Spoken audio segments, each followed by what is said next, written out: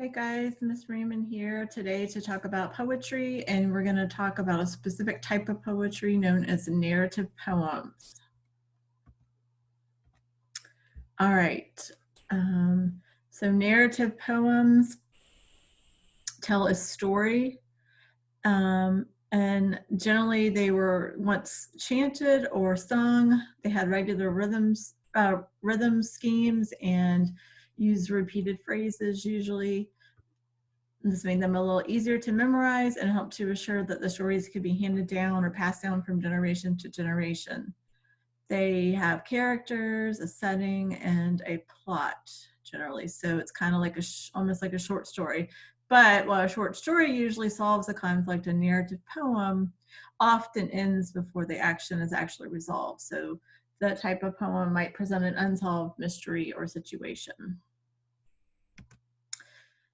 There are several different types of narrative poems. The main type is known as the epic poem. It's the oldest kind. These were usually long poems that talked about crucial battles or power struggles between different groups of people or humans and gods.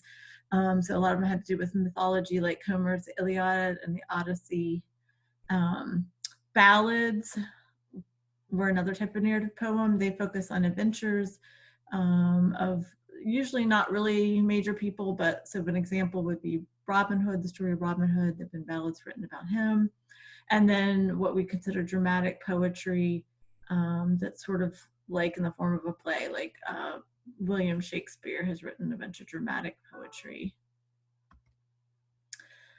All right, so we are going to listen to a famous narrative poem by Henry Wadsworth Longfellow.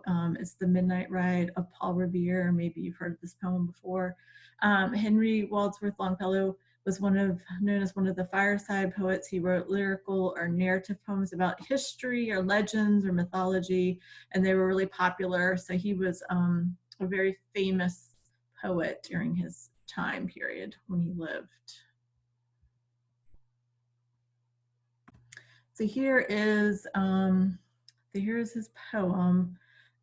It's kind of long, but when you listen to it, when you hear it, it's not going to really seem all that long.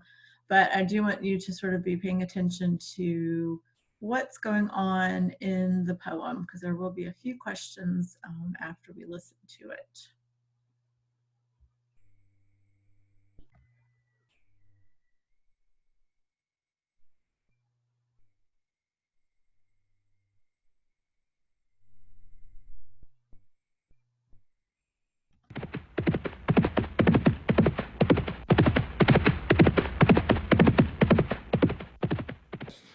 Paul Revere's Ride, Henry Wadsworth Longfellow.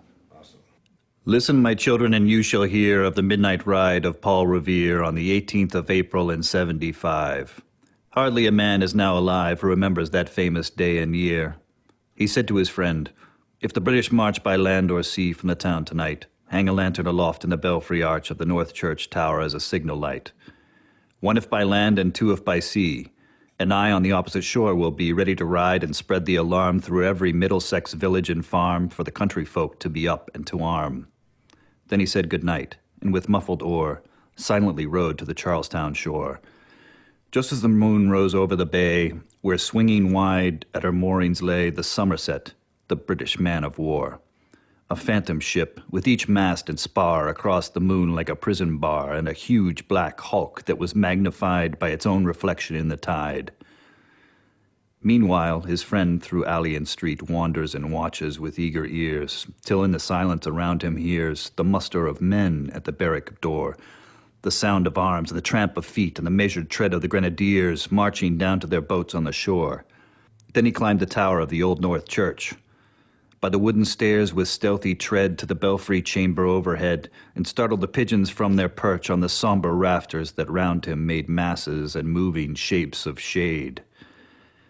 By the trembling ladder, steep and tall, to the highest window in the wall, where he paused to listen and look down a moment on the roofs of the town and the moonlight flowing over all.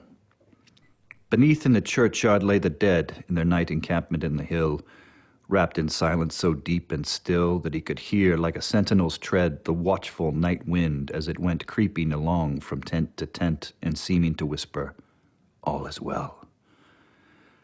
A moment only he feels the spell of the place and the hour and the secret dread of the lonely belfry and the dead, for suddenly all his thoughts are bent on a shadowy something far away, where the river widens to meet the bay, a line of black that bends and floats on the rising tide like a bridge of boats.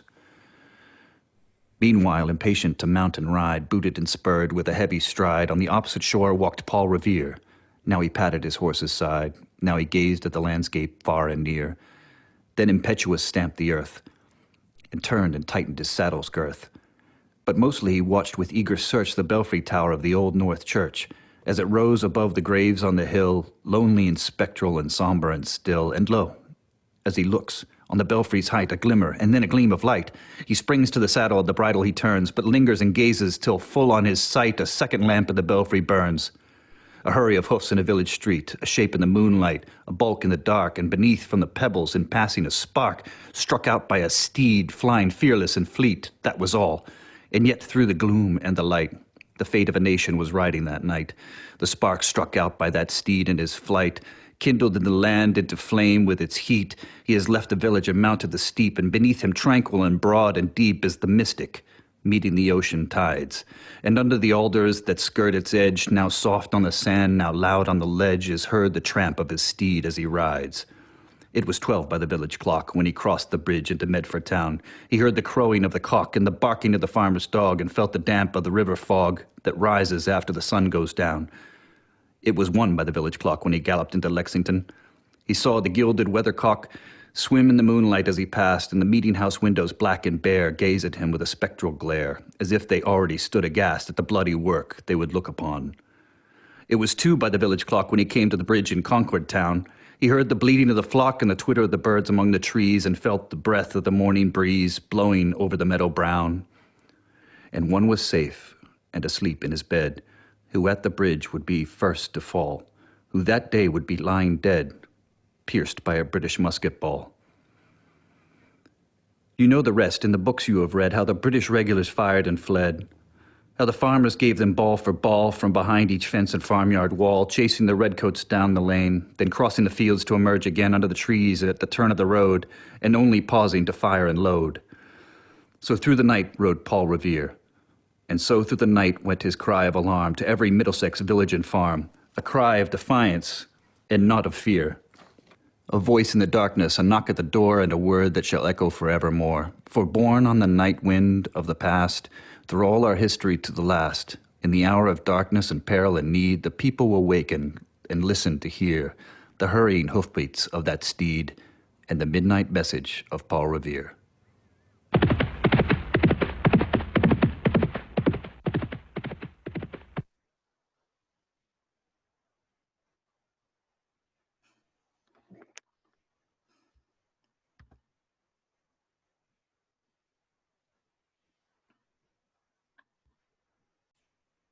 All right, so hopefully you enjoyed listening to Paul Revere Ride, The Midnight Ride of Paul Revere by Henry Wordsworth. So here are some 5 questions.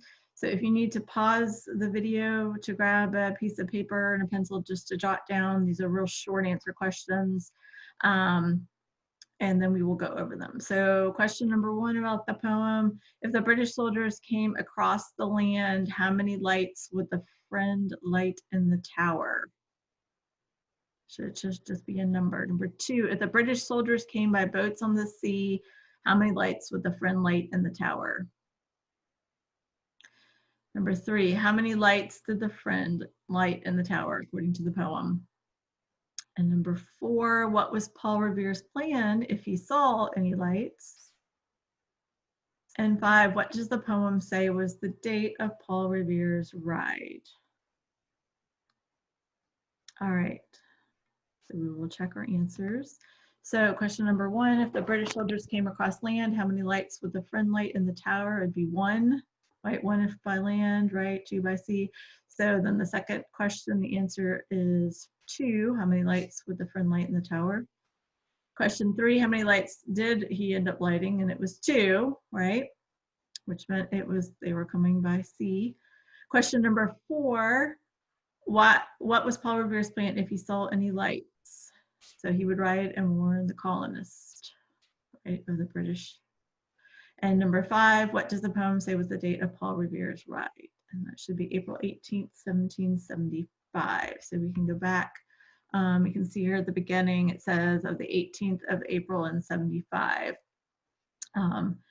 So obviously this is telling the story about a famous event in American history.